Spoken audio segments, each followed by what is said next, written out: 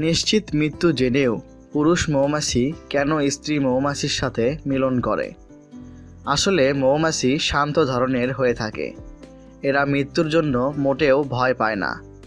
আনুমানিক 1 কেজি মধু সংগ্রহের জন্য 1100 মৌমাছির প্রায় 90,000 মাইল পথ ঘুরতে হয়, যা কিনা চাঁদের কক্ষপথের প্রায় 3 গুণ। ফুলের হিসাব করলে দেখা যায় 1 কেজি মধু সংগ্রহের জন্য প্রায় 40 লক্ষ ফুলের পরাগরেণু স্পর্শ করতে হয়। সব কিছু ঠিক থাকলে ভালো মৌসুমে প্রায় 55 কেজি মধু জমা হয়। এসব তথ্য থেকে আমরা বুঝতে পারি কর্মী মৌমাছি কী পরিমাণ পরিশ্রমী। অপরদিকে রানী মৌমাছি শুধু খায় আর ডিম পাড়ে। অন্যদিকে পুরুষ মৌমাছির স্বভাব বেশ অদ্ভুত।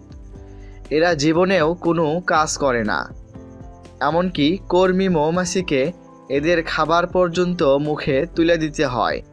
এদের জীবনের একমাত্র লক্ষ্য হলো রানী মৌমাছির সাথে মিলিত হওয়া। মিলন মৌসুমে প্রতিদিন দুপুরবেলা চাকের সর্বাধিক সক্ষম পুরুষ মৌমাছিগুলো একটি নির্দিষ্ট স্থানে ভিড় জমায়, যাকে বলা হয় পুরুষ ধর্মসভা।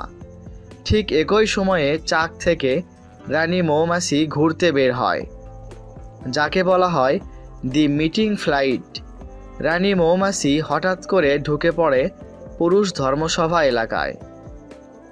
সে এসেই এক বিশেষ ধরনের গন্ধ ছড়িয়ে দেয়, যার ফলে শত শত পুরুষ মৌমাছি উত্তেজিত হয়ে পড়ে। এর পরপরই রানী মৌমাছি উড়ন্ত অবস্থায় পছন্দমতো পুরুষের সাথে মিলন করে।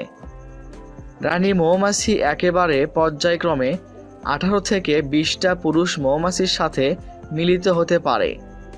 অদ্ভুত ব্যাপার হলো, যৌন মিলনের সময় পুরুষ মৌমাছির অ্যান্ডোফেরাস বা যৌনাঙ্গ ভেঙে যায় এবং তখনই মারা যায় পুরুষ মৌমাছি। এজন্যই এই মিলনকে বলা হয় দি ড্রামাটিক সেক্সুয়াল সুইসাইড।